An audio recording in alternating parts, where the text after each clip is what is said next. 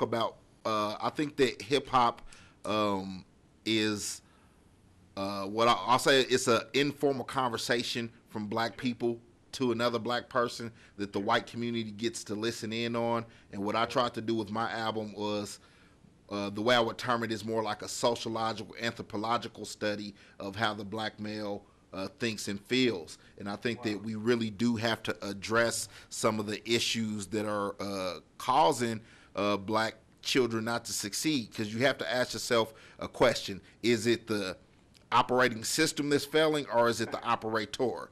And it's one or the other. It's either as black men we don't really understand what we're facing, or it's the system, or maybe even both. But I wouldn't say it's the system, because white people wouldn't do that to us, and everyone knows that. So we need to stop blaming white America for all the problems of black people. White people love us. They don't want anything but the best for us, and that's why they give us such great conditions to live in. That's all I'm saying. So let's not blame white people because they're great. I love that. Oh. I want to see the DVD. Where can people find it at? Sure. Well, one easy way is just to do a Google. I put it on YouTube, free for everyone, and also you can get it on Barnes and Noble, on Amazon. But it's like I said, it's just kind of chronological, some of the issues that's faced. And one of the things I wanted to mention, we talk about the destruction of young black males in America. 1 out of 9 black males will be incarcerated between the age of 20 and 34. And President Obama mentioned that there's more black males in prison than are enrolled in universities and colleges. Yep. And less than 50% of the black males graduate from high school in some part of the country. So I think, like you said, my thing is just to stop, this blame game, but let's deal with the issues in terms of what can we do to make things better. And I think it starts with just men taking control and being a part of it. As we look at society, the women there are more female households in America than ever before. Absolutely. I think it's because as men in general, we have kind of fell on the wayside and kind of let the ladies take the lead in terms of dealing with the parents. But they do such a good job of it. Correct. But they need a little bit of help. Even on Mother's Day, they're not expected Come to in. cook. So. We're live. We've got people at the door. We've been joined by one of the Mike Gooseby child rebel soldiers, Valentine, and yeah,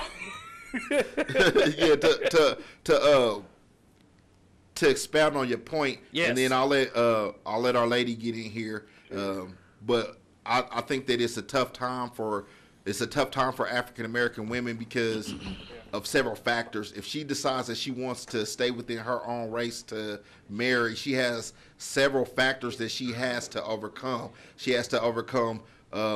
She wants to marry someone who's as educated as her, which we can understand. She might want to marry someone who doesn't have a record. We can understand that. She might want to marry someone who doesn't have children by another woman. We can understand that. And then with the high number of homosexuals in our community now, she has to overcome that. And that's not even dealing with whether she's actually compatible with this person or not. So her selection pool is really low. So it's tough on her too. But I'll say that there are still great men out there, mainly myself, but there's a few others. Say where? Say what's that? I was about to say where. Well, there's one here. His name is Israel. He's just the coolest guy ever. I read it in the Highlight magazine last week or something. But what do you think about that? Highlights magazine reference. Can I interject? Yes, please. Go, jump in there. From a woman's perspective and being from a multicultural background, if we as women made better decisions, we wouldn't be in the situations that we were in. Stop blaming women. It's not. Don't just play. Absolutely, you don't start that war on women here on the. Hey, I'm not trying to start the war at all. It's just I am in that situation, and had I just sat back just a little longer and assessed the situation, I love my daughter. I'm glad she's here. She's 3, but her dad is garbage.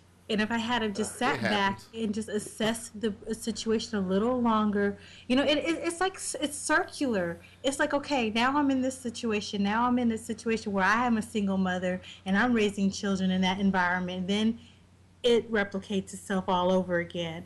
And that's what I'm saying. If I had sat back a little longer, assessed the situation a little longer, you know, maybe this wouldn't have happened. I mean, it's here, it's a lesson learned, but at the end of the day, we've got to make better choices. I can't blame men totally. Uh, Can't do it. Both ways though, both ways because we only see this aspect of men and Grab a mic over there. and they they'll say well what men don't do and what men actually don't do, but it's also a 50-50 street as far as it also is. Well, you do have I agree. that's willing to take care of theirs even though I can Absolutely. barely hear him. through the hard times, Yep. through the hardship, through whatever it takes, and even with the disagreement, even going to taking the you not nothings and you this and you Yeah. that, you woo to woo and you this and that. Is that mic that's on? That's mental stress. Okay. Yeah, because I mean, Yeah. according to my baby mama, I've never been shit. I mean, maybe I should agree with her. But- Maybe I should agree with her. You got the degree. Yeah. You got things that you have been doing that a lot of black men don't get an opportunity to do. right. And they feel like if you're not giving a certain amount for this kid and you're not doing this and you're not, Well, you're yeah. not about nothing. I mean, I know, unfortunately, I've been to child support court more times than I've cared to, be there. And not once have they ever asked me, well, how much time do you spend with your child? How much are you involved in your child's life? What do you do? Is always a dollar figure. Well, the truth of the matter is that the way that blacks in general are going to uplift our community is simply by we got to get back to having families. We got to bring our families back. That's the core of it all, because your nuclear family is the first people that you deal with. Your mom and dad, they're your first boss. Your siblings are your first co-workers. And if you don't love and respect them, you won't really love or respect anyone in society. And that has to start there.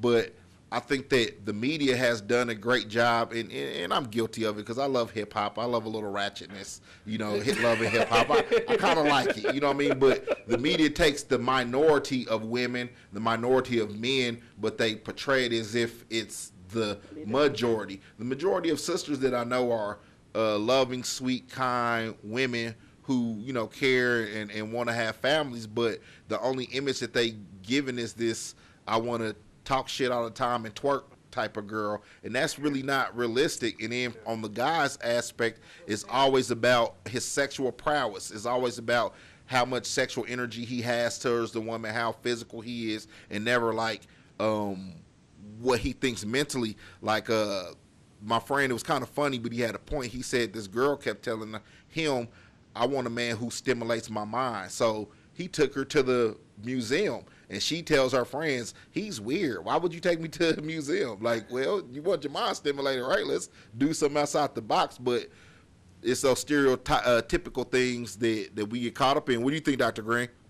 Well, I think, Israel Jamil, I think you guys got some great points. I just wanted to, we talk about this male and female relationships, and one of the things I always do every year, I participate in the all-males conference in Tennessee.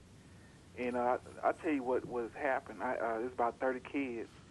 And we had one of the name's Reggie Jenkins. He's the founder of Unique Academy.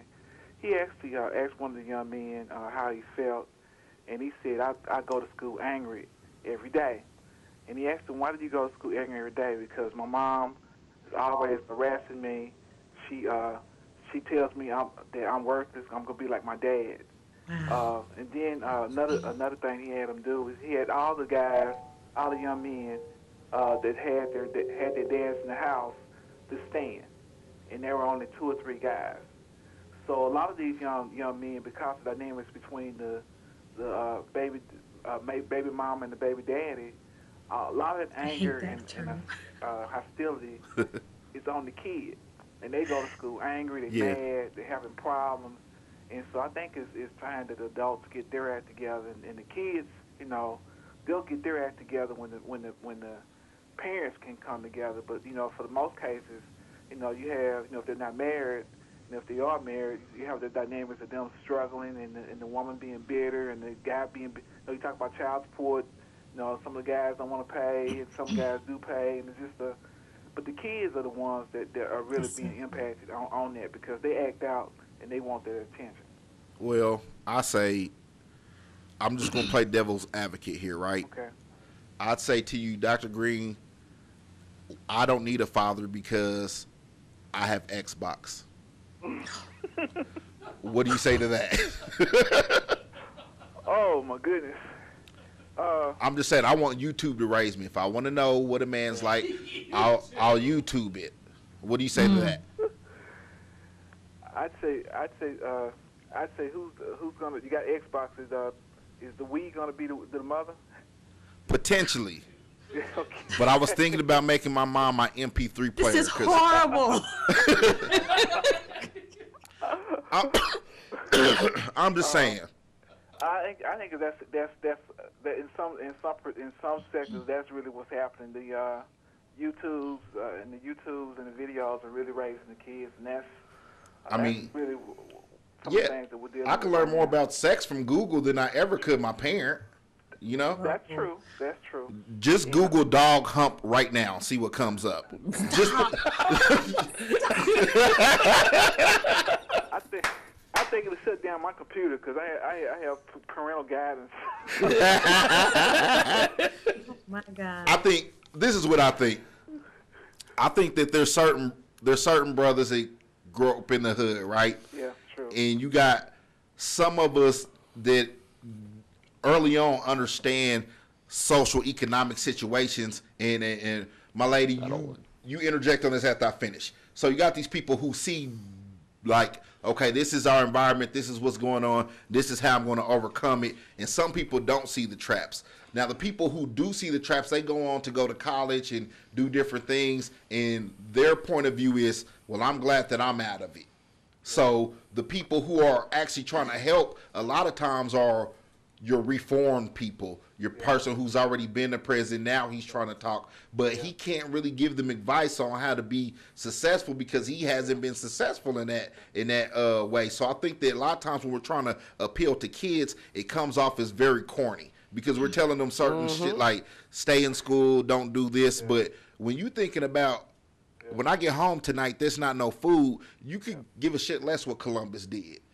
Columbus ain't putting no sandwiches on my plate, Mrs. Smith. You know what I'm saying? George Washington ain't fed me once. Can you expound on that for me?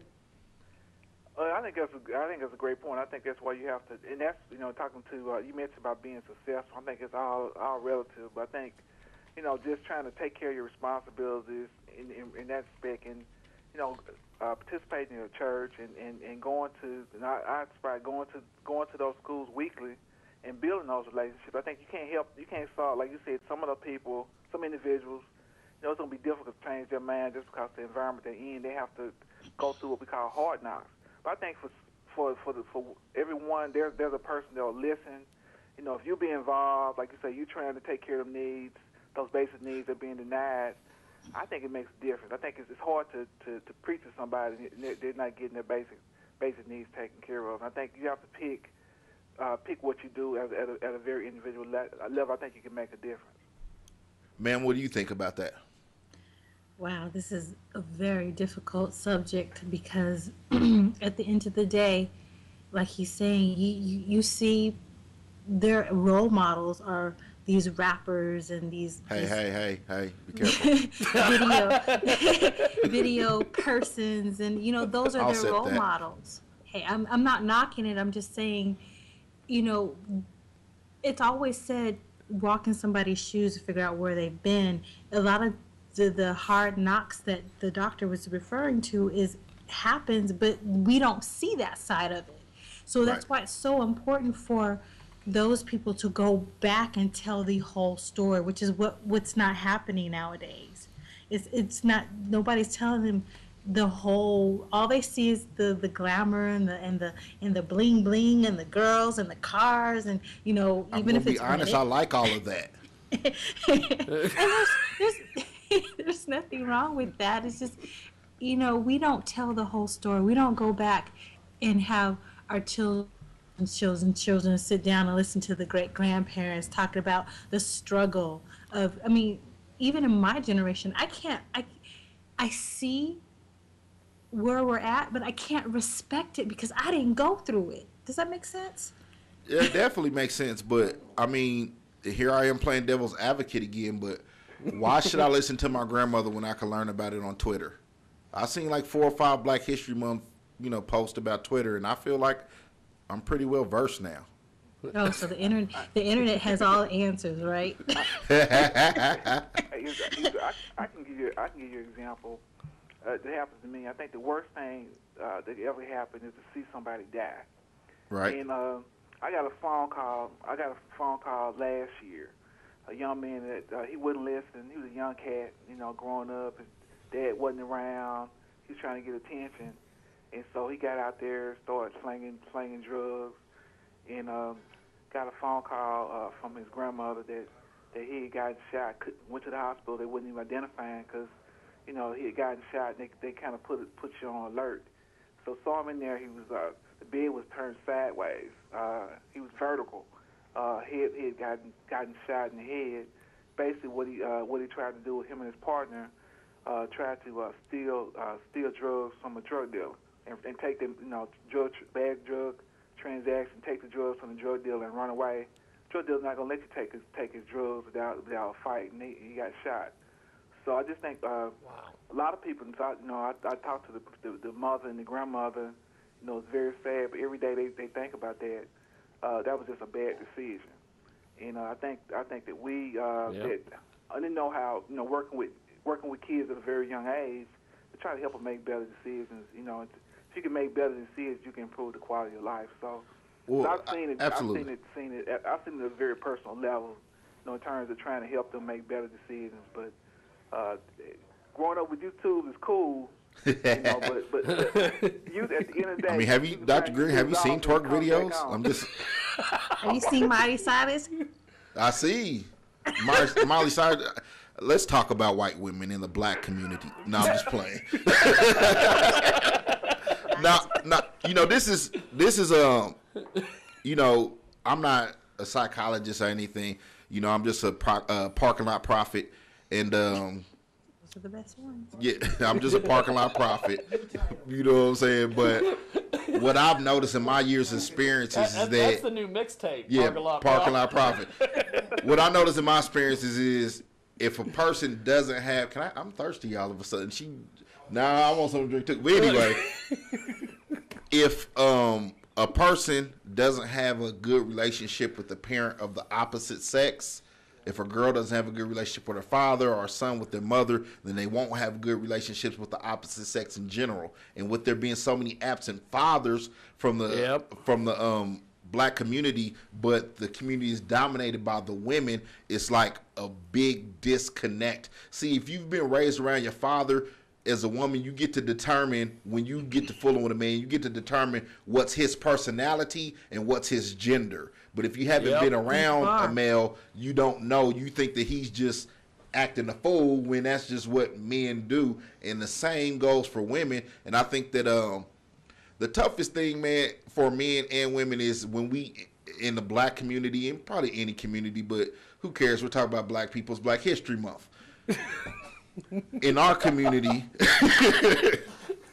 like, I think we co-sign too much BS. You know what I mean? Like my boys, don't trip with your baby mama around me. You know what I'm saying? I'm not going to co-sign with her. I'm not taking you over there to trip with her. None of that, because then you make it hard on everybody else. You know what I mean? So when there is this good woman who wants to find a good man, she leery about fooling with you because she done seen so much bull. And then for the man, we get, cautious because you done ran across so many women who trying to scheme and play these games and manipulative that, it's like, I'm just going to say, if you go to the club and you see girls twerking and dancing with skirts on, and, if a song comes on about all the hosts of the dance floor and she sprint to the floor, like, I don't know what your GPA is. You know what I mean? I don't know what your reading level is or what your heart is. I just know you look good in that skirt. So when I come and I talk to you like a promiscuous woman, you like, I'm a lady, but you dress like a hoe.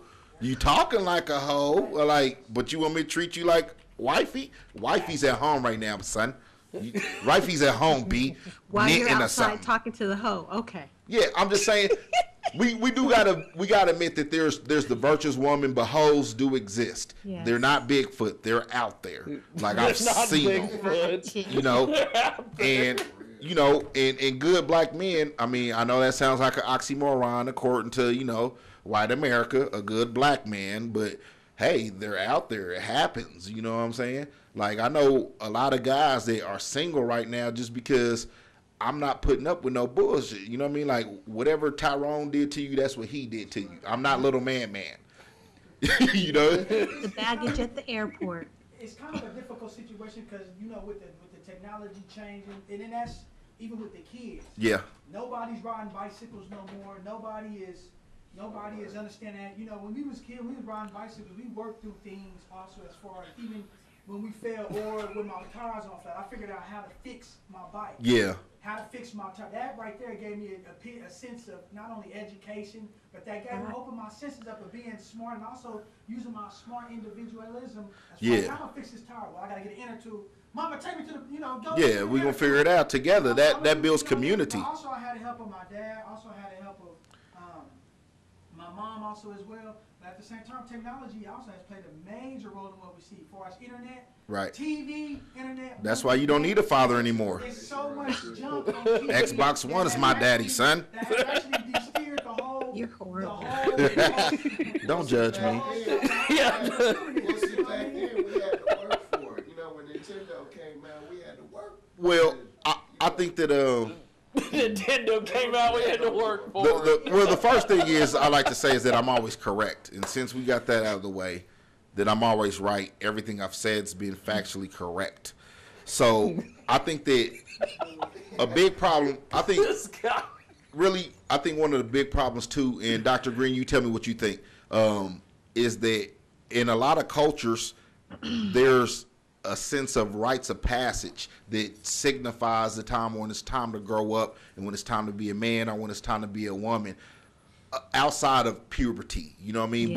But that doesn't happen in the black community anymore. It's not a situation where, there's a rites of passage to tell you, okay, now you got to put away your childish shit. You can't be out here acting a fool no more. And that's why you got, this 40-year-old cat who mama still babying him like he 12, and that's why he won't grow up and be a man. Or this, That's what I'm saying. Back to the family situation. You got to be held accountable for your actions. And nobody is even in school, man. When we got in trouble, if I was like, hey, if I threw a paper, I got caught.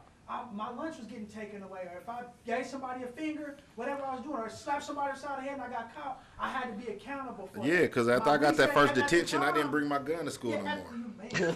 I was like, nah, I'm not going to do it. At the same time, it wasn't so much that, well, you're a bad kid, or you're such and such and such, but, you messed up. They knew what was going to take away what actually mattered to most of the kids, and that was at recess. And it wasn't the one in the afternoon or the morning time. It was the lunch hour one for an hour. Right. Look at that matinee on the building. So it's nobody's being held accountable for anything. Yeah. And that's growing up in the childhood. People, you can tell a kid, or I go to a parent, man, your kid was acting up in service today.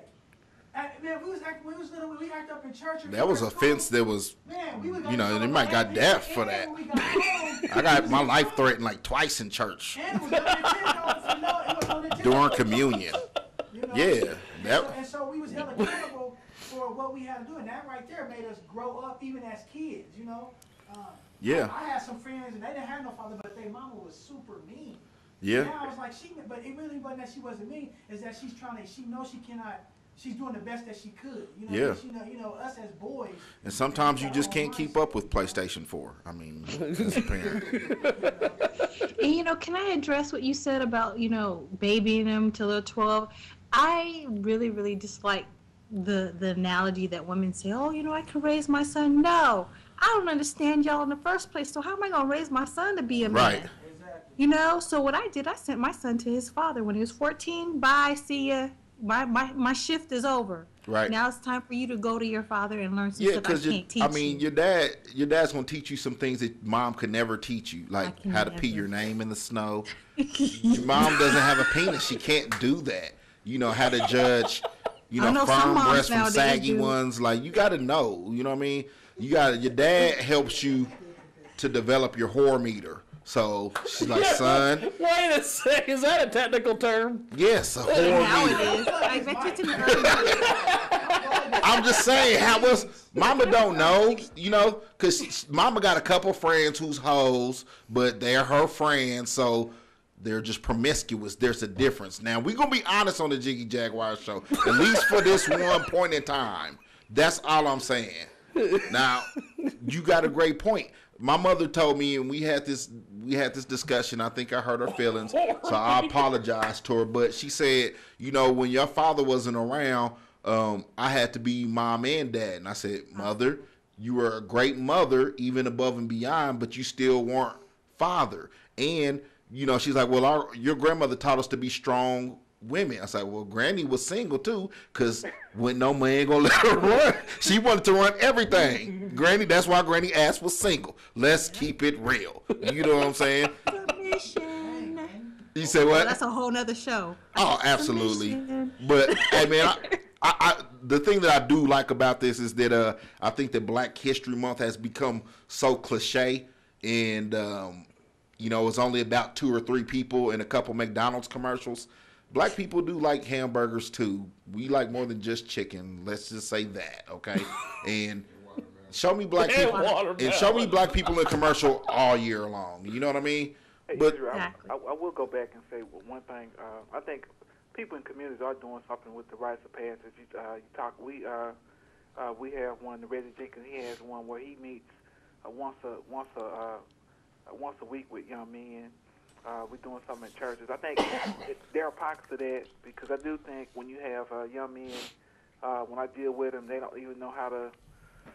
They're hitting young ladies because they've been watching. I don't know, the Avengers or X-Men. They see the women take the punches, so they do that. And I think you have to teach them what that means in those respects, and I think those things are all can be helpful in terms of changing those relationships. Yeah, absolutely. I mean, being that I'm right, 105% of the time. That's new math. I give you, Dr. Green, you get Israel's seal of approval on that. And that's worth a lot. That's worth a lot. I think it's worth like about $64 in Bitcoin or something like that. I do have a question. What's a parking lot profit? Well, a parking lot profit Lord. is like a... Here we go. Dr. Green, you should have got another one, man. You should have asked something else, man. I'm the neighborhood guy who's in the parking lot who you can come and ask questions about life to. He's the one beating you over the head with the Bible. Nah. I'm just kidding. Yeah, because in my neighborhood, anytime a black man raises his arms up too high, the police are there. So I walk with my hands down to my side out of fear of being beat. What was that, Dr. Green? You like the mayor and Do the Right Thing? Yeah, I could see that. But much more flyer. You know what I mean? Just add that in there. Just add that in there. I'm just, I'm the big homie's big homie. When your big homie got a question, he come ask me and then go back and tell his little homie. You're the Nah, but I say I came up with a single parent home, and man, my mom's great. Me and my dad, early on in life, we didn't have too much interaction, but as I got older, he was there for me at the age that I needed him the most as a man. And one thing that I try to preach, and all through my album, which I'm going to promote again, Who's Afraid of the Dark. Here we go. iz316.com. That's free. Go download it. One thing that I try to promote is, just an understanding. Like one of my verses, I said, sometimes I reminisce on my childhood years. As I reminisce, I'm steady fighting back tears. Life becomes traumatic when you burying your peers, and your father ain't around to help you face your manly fears. And your mother want to help, but she don't understand. So you bond with your homies hoping they can lend a hand. How they gonna help you when shit the same for them? So we searching in the streets for a means to an end. All the leads that we find only lead to the pen. Seen it happen in the past, we repeat it again. Collect calls from your pops, he trying to leave you with gems. So you listen in, trying to see you and him. Another decade before you see him again, but his words were off. You back to being you again. Your pops wishing he could see his youth again while you trick yours off trying to be a hooligan. And I think that describes the whole culture of where we come from. And so go check that out, y'all. I enjoy having y'all on there. I finally got her to like something, y'all. If y'all can see the screen, how much she was mugging me. But, you know. Only if you can see, Dr. Green. She gave me a couple mother looks. I felt like I was in trouble. Like, oh. If only I could see, too. I see you, though. When you watch the video, you'll see my face like, oh yeah, that's that I'm in trouble look. Well, Dr. Green, before we let you go, my friend, how do we find you online and get a hold of the books and everything? Oh, it's great. I've really enjoyed myself. You go to darylgreen.org or just do a search on Google on Daryl Green and Facebook. You'll find me somewhere. And I really enjoyed myself. I've never had so much fun. One show. Well, that's what we try to do here. You know, I get them in the door with the radio part, and then Israel gets them in the door with the brains. Dr. Green, your next book should be Don't Let Xbox Be Your Daddy. Oh, that's great. We might want to co-author that book together. Say what? We might want to co-author the book together. Hey, I'm with you. From the parking lot prophet himself. Son, word to my mother. And man, it's been lovely having you on, Miss Natural. I need to be a guest on your show. You got a show I need to be on. So I got about 4 billion followers. They just don't know it yet. Yeah, like the server, there's something wrong with the server down to Facebook, so they all can't get through yet, but they gonna get there. 4 billion. Go look. Well, Dr. Green, I will definitely be in touch because I would love to have this conversation with you at least once a month because I know that we're talking issues that really need to be talked about. We're going to talk about Negroes that much? And this is PG, so I can't wait till we get to adult material. I went easy on y'all today. That's what you don't know. It's the Sabbath, so I went easy. I'm scared. Well, Dr. Green, thanks for being with us, sir. Thank you. Bye-bye. I appreciate it. Now, Miss Lovely there, Miss Afro Puffs. I just keep thinking those are Afro Puffs. Jiggy he got chocolate fever. Watch out. What do you do? I already know about Jiggy. What are you saying? He count black girls instead of sheeps when he go to sleep. Oh my God! 1 Tamika, 2 Tamika, 3 Tamika. Can you be with us for this next hour? Is that possible? Are you available? As long as my daughter is gone. Because we've got a true radio legend, a radio icon, Mr. Matt Neal's in the building. Mr. Neal. He's sitting over there in the James Davis chair. I'm surprised he hasn't sunk into the floor because that chair is like. Is he over there? Wait, gone. There? Just wave. There you go. It's there. But we're gonna get Matt into a more comfortable chair. We might even put him over there on the couch if we got room. And we're gonna get him in for this next hour because we want to talk radio and we also want to talk some old war stories about when I worked at KSKU and he was over there and. I really didn't know what I was doing, but if you listen to this show, I still don't really know what I'm doing. So we're going to do all that. And we're also going to be chatting with Mr. Wichita State Shocker over there. He's got all the gear on. I can't Black see Power, baby. You look good. It is Black History Month. Yeah, that's when I got my light bill from KG the other day, they say, hey, it's February, this your power bill, so black power to you. Pay it, nigga.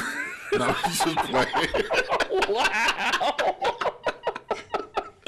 Well, we're going to take a quick little time out here. I will give you a call back here on Skype here in just a second.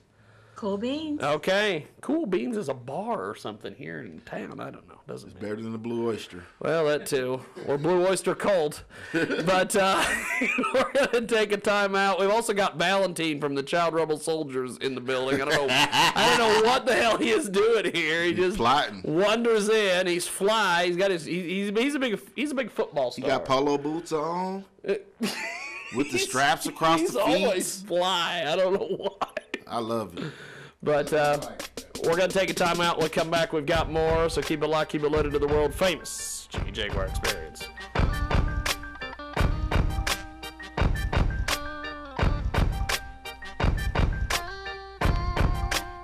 Live entertainment at the Cotillion Ballroom. Saturday March 8th, the Terry Quiet Band. It's a special CD release party for Taking Sides. When I hear your voice, I come running. A special night with special guests. It's the Terry Quiet Big Band Extravaganza. Along with the Kentucky Gentlemen and Linnaberry Wine, the Terry Quiet Band will be joined on stage by all of the guests on the new CD, Taking Sides.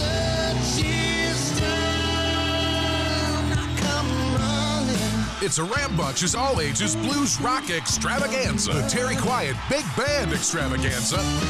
Live at the Cotillion Ballroom. Saturday night, March 8th. Never miss a show. Visit our no-service fee box office. Buy online at thecotillion.com. Charge by phone 316-722-4201. Get your tickets through our website, Facebook page, or iPhone Cotillion app. 50-plus years of rock and the blues. The Cotillion Ballroom. Saturday, March 8th. It's the Terry Quiet Big Band Extravaganza. They're back. The 50 Shades of Men invite you to get lucky at the Cotillion Saturday night, March 15th. There's nothing short about these lucky leprechauns. $15 advance tickets on sale now at the Cotillion box office or charge by phone at 316-722-4201. Buy 10 tickets in advance and get a free party pack, including a reserved table plus a pre-show meet and greet. 18 and over only. Make sure you invite your friends so they don't miss out on this ultimate ladies' night out. 50 Shades of Men, March 15th at the Cotillion. April 27th, Wichita, Kansas. Get ready. The world-famous Jiggy Jaguar experience is going to be broadcasting live as live can get at 101 North Rock Island in Wichita, Kansas. Get more information at jiggyjaguar.net. Also, kjagradio.com. We will be broadcasting live as live can get. Lots more details coming soon. A huge, huge live broadcast of the Jiggy Jaguar experience 427 in Rock Island in Wichita.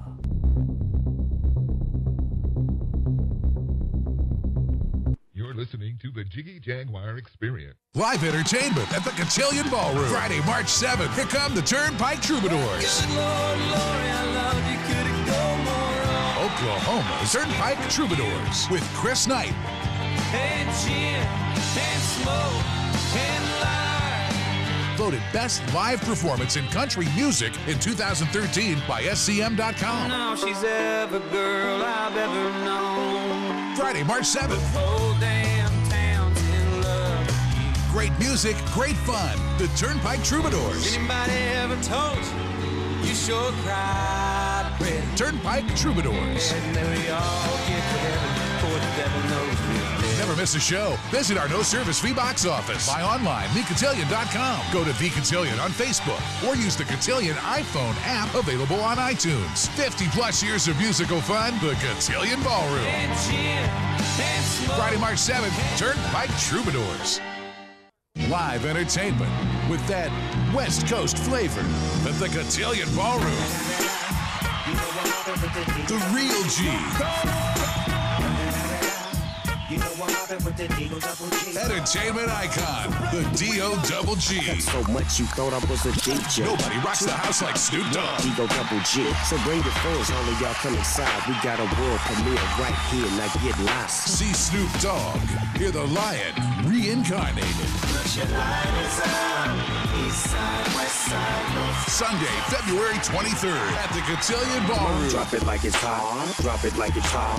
Drop it Never like miss a show. Visit our no-service fee box office. Buy online at thecotillion.com. Use our Facebook page. Charge by phone 316-722-4201. Get the Cotillion iPhone app on your iPhone. 50-plus years of iconic entertainment with the D.O.Double-G Snoop Dogg. Sunday, February 23rd. Doors open at 7, show at 8. You're listening to the Jiggy Jaguar Experience with Jigman Freud. There it is. It is, of course, the world-famous Jiggy Jaguar experience, as Mr. Rick Busby just said. Ryan from the Cotillion on the telephone. And we got Israel in the building. We've got one of the Mike Game Child Rebel Soldiers, Valentine, in the building. And we've got Matt Neal. And you do their introduction, because I should do everybody's introduction, but you're the co-host. Oh, so you don't want to do the black people? I got it. Oh my God! I'm just saying it's Black History. Well, at least he got one on already. we got my man Blockstar artist, you know what I'm saying, Jay Hen in the building. We're gonna interview him today, talk about his new project, you know, what he got going. Like a Fairfield Jello fight. You know what I mean? Then we got my man, the one, the only, the incomparable Young C, Wichita's finest. You know what I'm saying? He in the building today. But